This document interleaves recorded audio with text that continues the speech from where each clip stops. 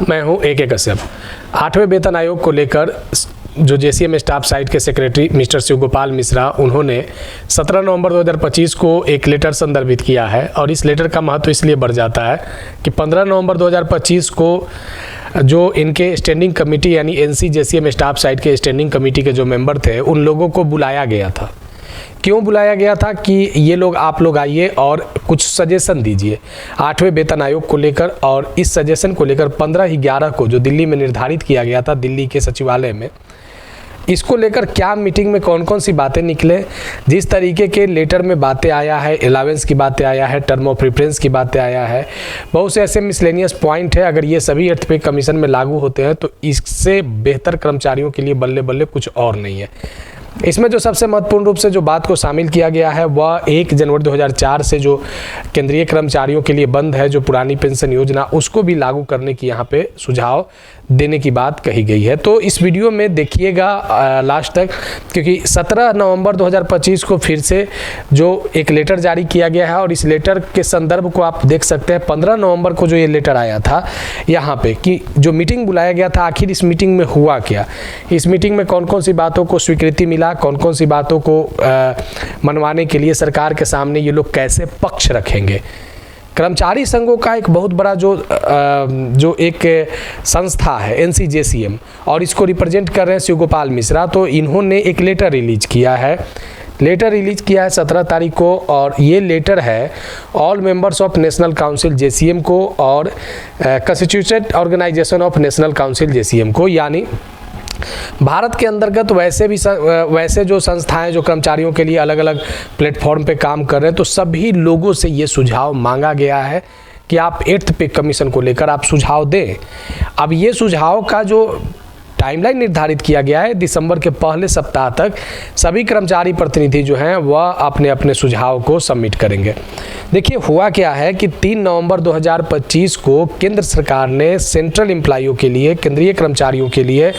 8वें वेतन आयोग का नोटिफिकेशन जारी कर दिया था। और इसके नोटिफिकेशन में टर्म ऑफ रेफरेंस में नॉन कंट्रीब्यूटेड पेंशन की बात यहाँ पे किया गया है। अब इस संदर्भ में देखेंगे कि यहाँ पे कौन सी बातों को हटाने की बात किया गया है टर्म ऑफ रेफरेंस से और कौन सी बातों को लाने की बात किया गया। तो देखिए ये लेटर है, इस लेटर में जो महत्वपूर्ण, जो सबसे पहले देखेंगे कि कुछ यहाँ पे रिलेटेड लोग हैं जो खास करके 8th पे कमीशन में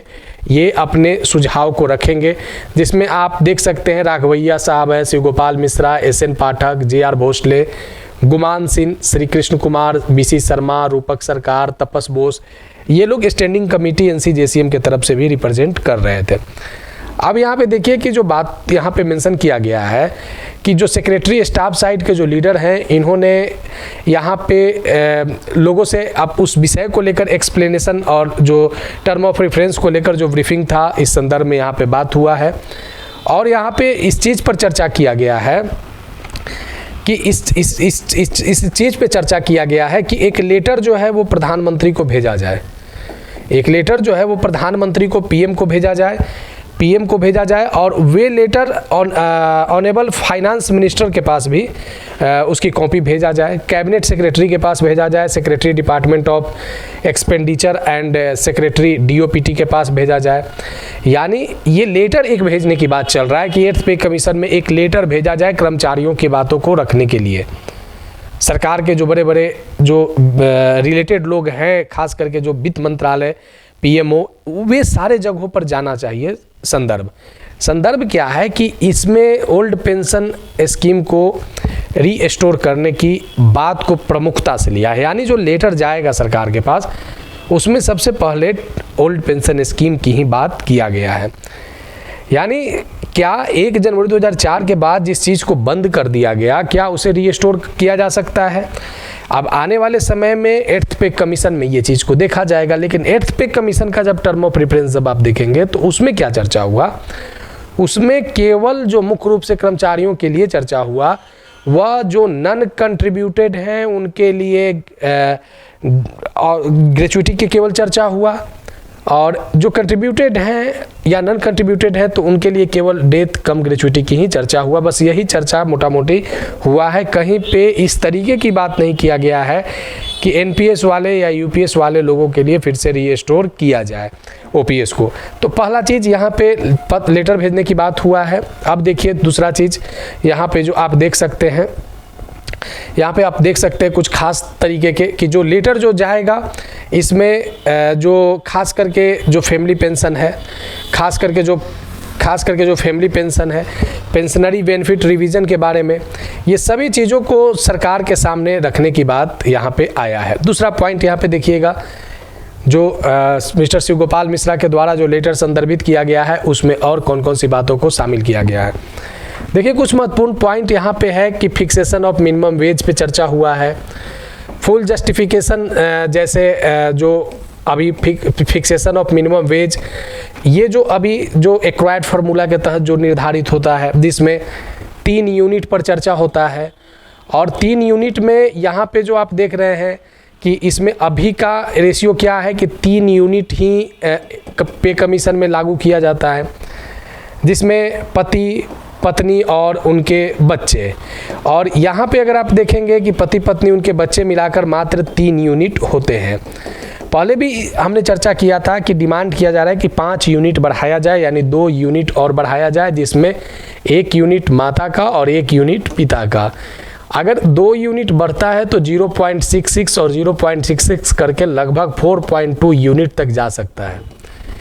यहाँ पे इसी चीज़ पे बात किया गया है कि जो हमारा कैलोरीज जो हम लोग का रिक्वायरमेंट है एडल्ट में, number of family units, additional food जो कर रहे हैं, नन फूड जो कंजम कर रहे हैं, क्लॉथिंग आइटम जो कपड़े पहन रहे हैं, price of the ingredient all food item में जो हमारा कलेक्शन हो रहा है, यानी मोटा मोटी जो एक नंबर जो बात किया गया है इस लेटर में, ये बात किया गया है खास करके जो डेली कंजम्पशन की चीज़ें, यानी जब तक इसके यूनिट को नहीं बढ़ाया जाएगा तब तक बेहतर फिटमेंट फैक्टर की आप आशा नहीं रख सकते। दूसरा चीज़ यहाँ पे देखिए, जो fitment factor for the existing employees, fixation of the highest salary की बात यहाँ पे हुआ है,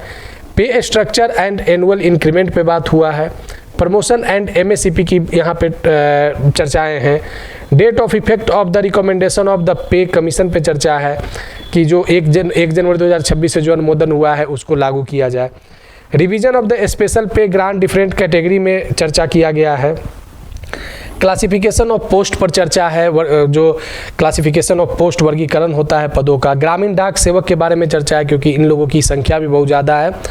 और ख़ास करके ये लोगों को एक बेनिफिट का डिमांड कंटिन्यू चल भी रहा था क्योंकि ग्रामीण जो डाक सेवक है इन लोगों का 8th पे कमीशन में शामिल करने की मांग चल रहा है। अलावेंस एंड एडवांस की बात किया गया है, ट्रांसपोर्ट अलावेंस की बात है, डिप्यूटेशन डिप्टी अलावेंस की बात है, travelling allowance and TA on transfer की बात है, चिल्ड्रन एजुकेशन अलावेंस की बात चल रहा है, daily allowance, over time allowance, risk and hardship matrix पे भी चर्चा किया गया है। हमने कहा कि जो बातों पर जिन पॉइंट को लाया गया है इस प्रपोजल में, अगर उन सारे चीज़ों को अगर शामिल किया जाता है तो 8th पे कमीशन जो है वह कर्मचारियों के लिए एक अच्छा और खुशनुमा माहौल को दे सकता है। अब देखिए यहाँ पे जो डिमांड हुआ है, ये डिमांड जो है, इस डिमांड को कैसे केंद्र सरकार पूरा करता है ये अभी एक महत्वपूर्ण विषय है। यहाँ पे कुछ जो नॉमिनेटेड रिप्रेजेंटेटिव जो कमेटी गठित किया गया था स्टैंडिंग कमेटी को लेकर, जिसमें AIRF से हैं 3 मेंबर, NFIR से 3 मेंबर, ADIF से 2 मेंबर, इस तरीके से अलग अलग जो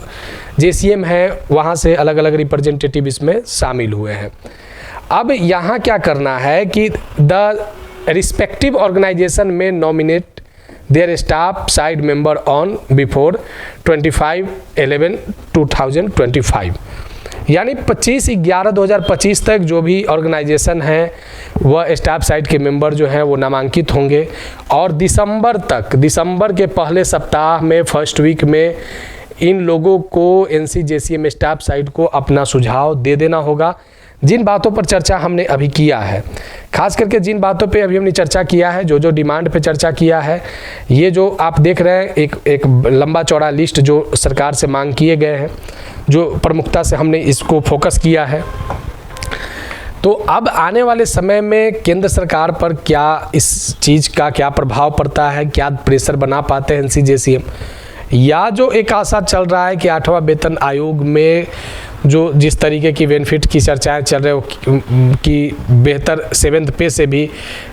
कम की फैसिलिटी मिल पाएगी, 7th पे से कम की फिटमेंट फैक्टर लग पाएगा। अब ये सब अगर बातें आते हैं तो एक आने वाले समय में कर्मचारियों के लिए एक बड़ा झटका हो सकता है। लेकिन